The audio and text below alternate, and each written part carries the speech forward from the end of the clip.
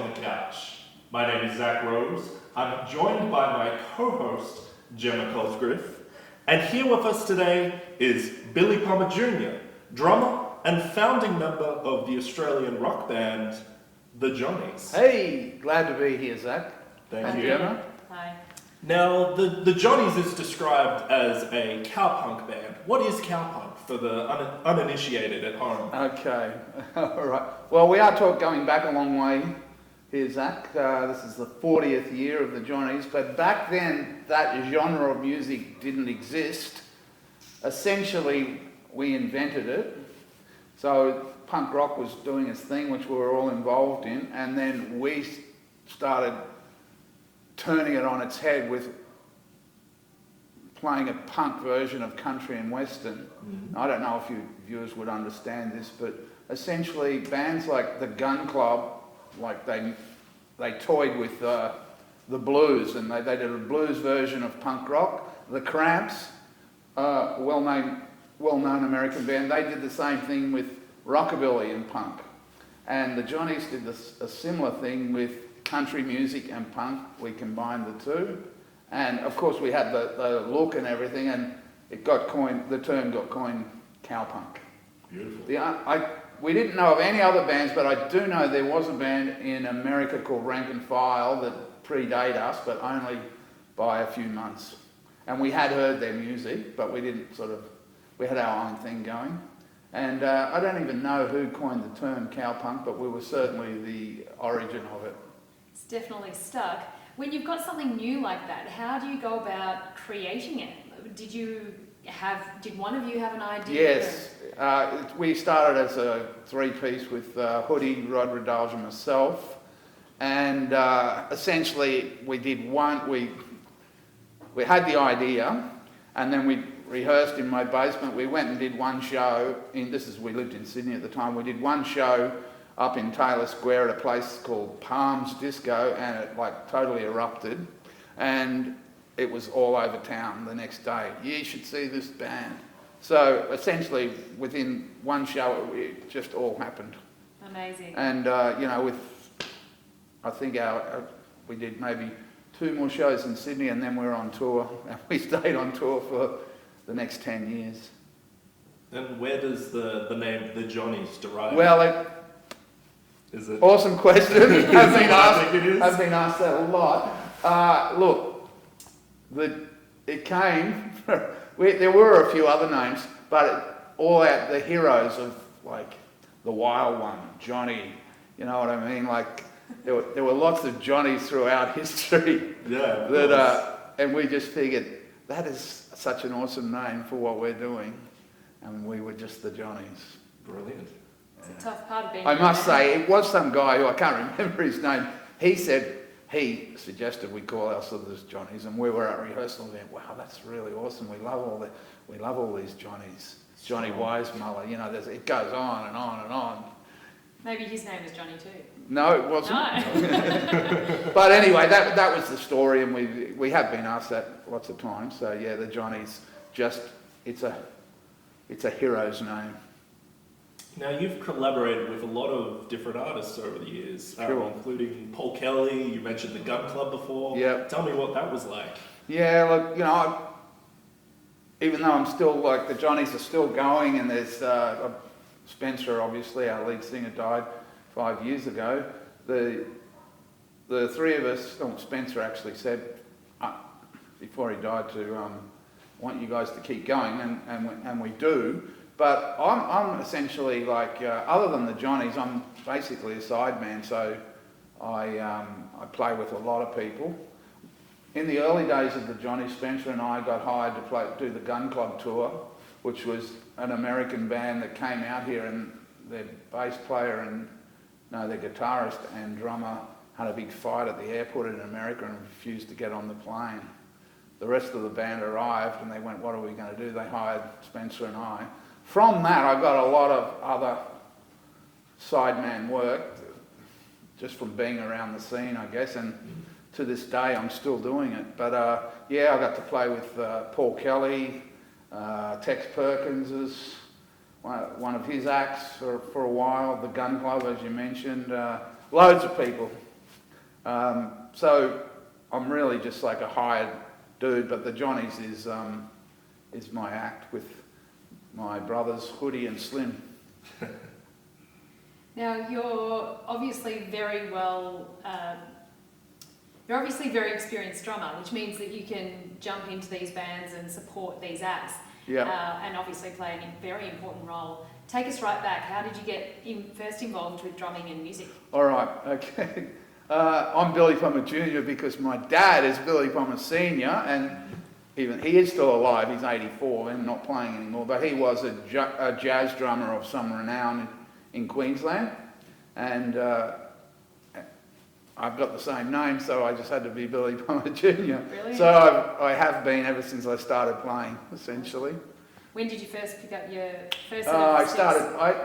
It was a bit weird because I grew up on the Gold Coast and I was a surfer, and punk rock started in Australia, 77 or so, and I always refer to back in 78 when we fought the big one, the original punk thing I got right into and thought, oh, this is fantastic, I've got to be part of this. We had a drum set at home, and my dad gave me a few lessons on, the basis of it, but essentially, because he was playing jazz and I wanted to play punk rock, I was like, after 2 lessons, I was like, right, away you go, there you go. So, I started like many musicians today that have been around for a while. We started in punk, and because of the energy and the attitude and everything, but along the way we learnt to play. Welcome back to Creatives on the Couch. We're here with Billy Pommer Jr. Hey, Zach. And Gemma. And Gemma, of course. How could I forget? And you were recently exploring Afro-Cuban styles in New Orleans. Yes. Tell us about that. All right. Wow, I didn't know you knew about that. Yeah, look, it goes back to a series that came out really called Treme. It was a Netflix series, which was all about New Orleans musicians, how they stayed there in New Orleans when everyone skedaddled during Hurricane Katrina. And I started watching the series, and what really struck me was the drumming. It's a different style of drumming, and it's a lazy style of drumming, but it's beautiful and slushy. And in fact, you can't notate it because it's played between the cracks. So it's not a swung and it's not straight. It's in the middle. So it's a feel rather than a notation. Anyway, I got right into that, and this one particular drummer called Johnny Vodakovich, legendary New Orleans drummer, I thought, oh, this guy is so good, I'd really like to be able to do that. I randomly sent him an email, just basically telling him how great I thought he was and everything, and he responded to me and said, I'll give you my phone number and address. If you ever come to New Orleans, come to my house. So I did. And I went over there for a few weeks. This was not that long ago, maybe 6 or 7 years ago. Called him up, and sure enough, he said, come over. I'll tell you everything I know.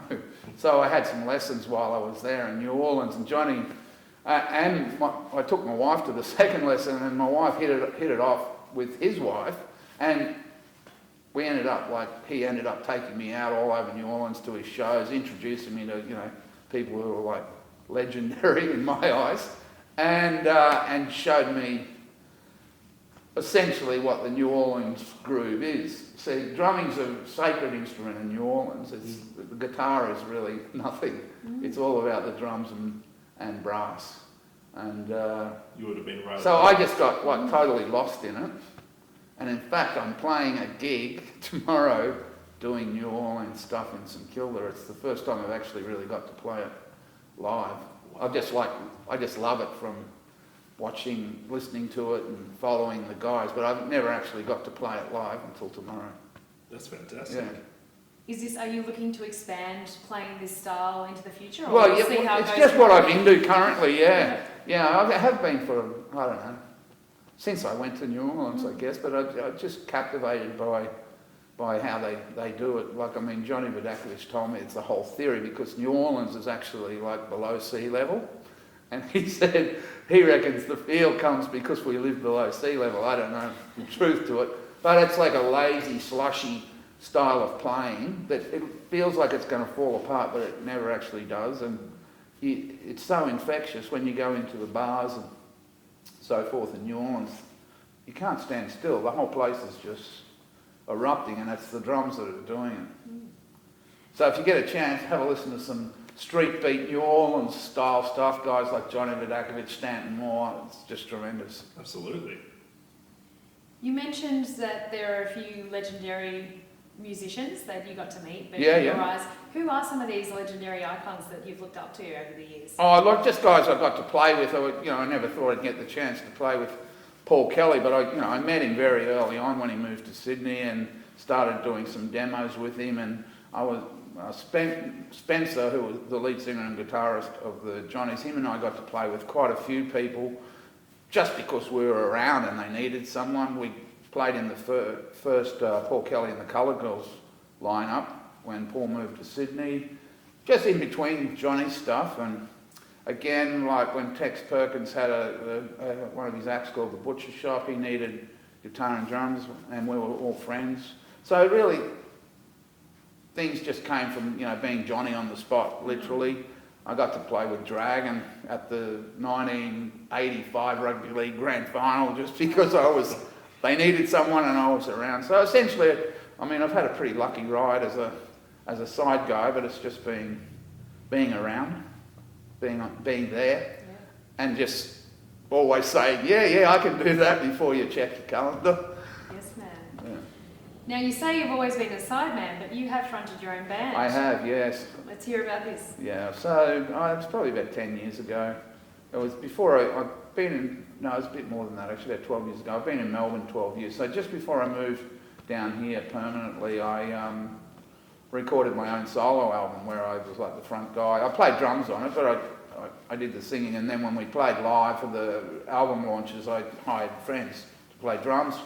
Even my eldest son played drums on one of them. But yeah, I thought, I've been in showbiz for so long, it's about time I put out something from all the sort of experience I've had and what I've learned. So I did record my own album called Billy Pommer Jr. and The Guilty Plea.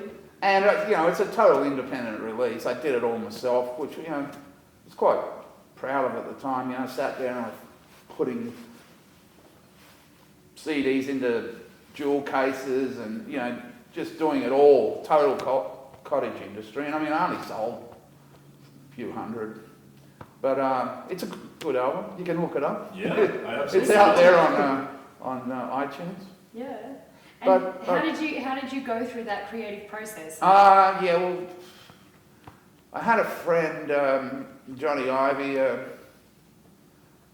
mate, this is up in Queensland, who just lived over the border. He had a little home studio, so I used to go down there and just mess around with him and try to, because I'm not a guitarist, so I had all these melodies that I'd recorded voice-wise into my phone, and through him we wrote the songs together for the album, demoed them there. But then I had another really good contact in Queensland, a guy called Terry Stevens, a bass player who has a quality studio at his house, and he offered to produce the album for me, and we went in there over, a few days a week, over a month or so, until we got it right. And from then, it was just like the normal process. But as I said, I didn't have a record deal or anything. But I got that happening before I moved down to Melbourne, and then did some shows when I got down here, and that's sort of like, oh right, that guy's back around again. And through that, I got drumming work and so forth. But essentially, I've just been lucky to be in the right place at the right time, and mostly having an attitude of having fun above all else. And never mind the talent factor. No. Well, especially live, you can't expect it to be brilliant every time. So I've always gone for the have a good time element, and that seems to have worked quite well. Brilliant. Thanks, Billy. We might take a short break and we'll be back soon. Welcome back to Creatives on the Couch. We're talking to Billy Pommer Jr. Now, I understand that musical instruments are both instruments, but can also be quite beautiful pieces of furniture for one's home. I understand that you might be a drum collector. How many sets of drums do you have? I don't really have that many compared to some guys that I know. I don't know, like my garage is a bit like a drum shop, I suppose. There's probably like 5 or so kits in there. My oldest son is also a drummer, and he tends to get around in there and leave gear and take gear and so forth. But yeah, I don't know, probably get 5 drum kits. But the drum kit I play, my regular drum kit, is I built it myself because my side is I'm a woodwork teacher, and I teach woodwork and drumming 3 days a week at an alternative school here in Melbourne. So I took it on as a project. I actually built a beautiful drum kit, I don't know, 5 years ago. You know, over a period of about a year. And that's my current kit. But I have lots of sort of like stuff that I invent drums really, and I make them out of all sorts of stuff. So I've got lots of ramshackle stuff. In fact, tomorrow when I'm doing this sort of New Orleans-y style gig, I'm playing the box kit, which is essentially a box the size of a guitar amp that the lid lifts up and you can chuck all the percussion gear inside it, but it's a drum kit. Would you have like a djembe drum? No. There's a moratorium on them. You need to hand them in. Oh, of course. No, I don't do any of that stuff. No, I play the drum kit. Fantastic. Yeah. So with woodworking, do you always make instruments or No. It's just the current day gig. I've been doing this for quite a while. I'm a woodwork teacher and furniture maker teacher. So my part-time day gig is teaching furniture making to young people, and I teach drumming there too. So I've been doing that for about 13 years. Well, since I've been in Melbourne, basically. You wouldn't want to ever injure your hands, would you? No. I do know a few woodwork teachers with some horrific stories, but they're all here. I have had some close calls. Any you would like to share?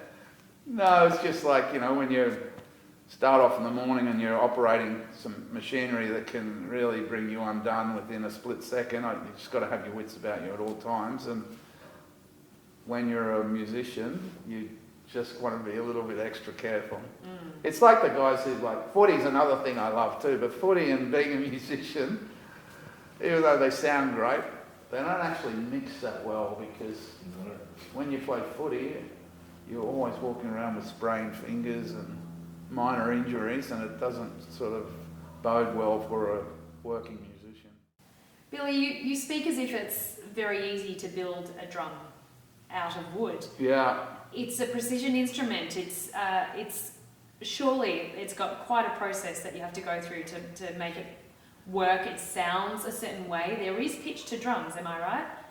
There's an element of pitch? No, it's an untuned instrument, but you tune them. I mean, I went to university for 4 years to become a design and technology teacher. So after the Johnnies sort of stopped touring, I thought, well, what am I going to do? So I had a few friends that were in Queensland who were woodwork teachers, and they said, and I'd worked around tools and stuff all my life.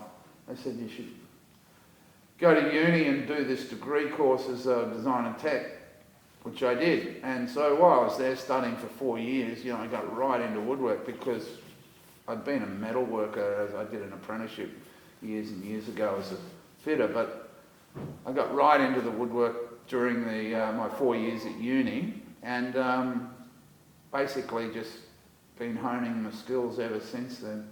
So how do you approach building an instrument from wood?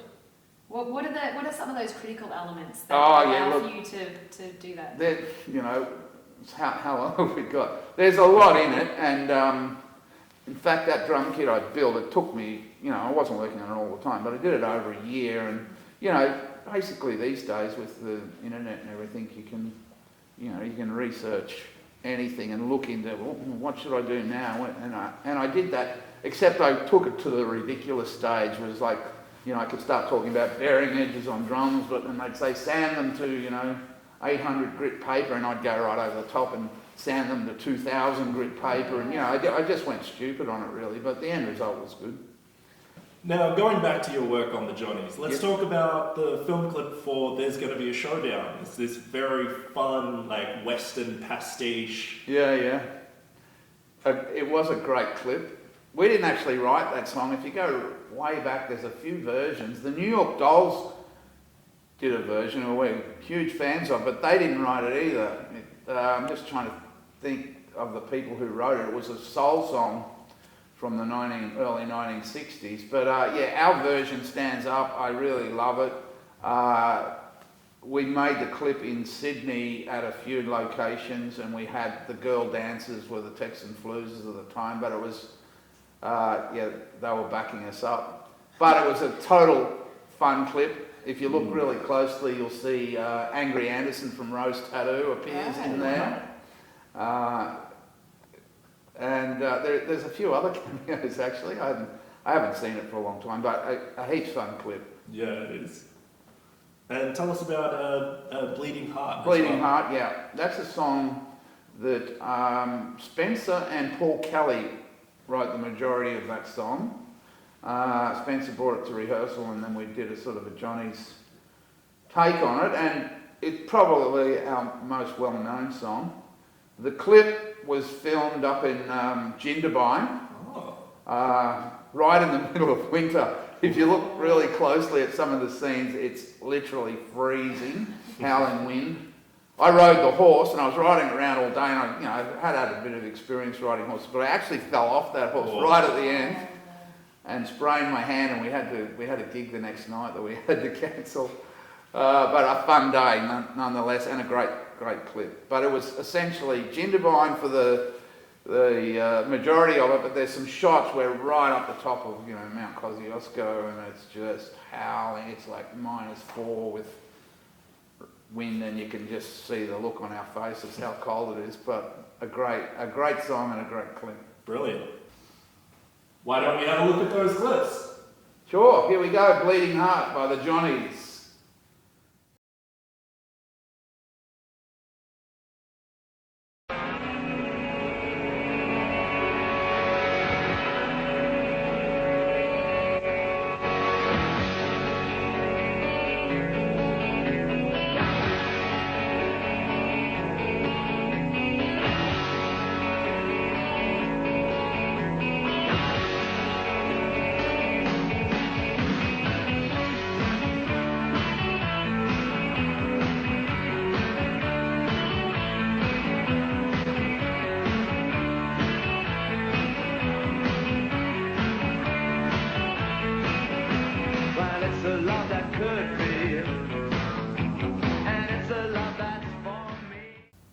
That was fantastic. Now, where can we find you?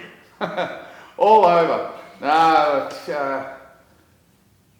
Social media-wise, I am on most of them, but Facebook's probably the best place to contact me. I don't really look at too many of them, but I promote my gigs and stuff through Facebook. So if you want to contact me, that's probably the best place. But thanks, Zach and Gemma, for having me along. I've enjoyed it. Thank you for being on the show. You've been watching Creatives on the Couch with Zach Rose and Gemma Cosgrove. Goodbye, and we'll see you next week.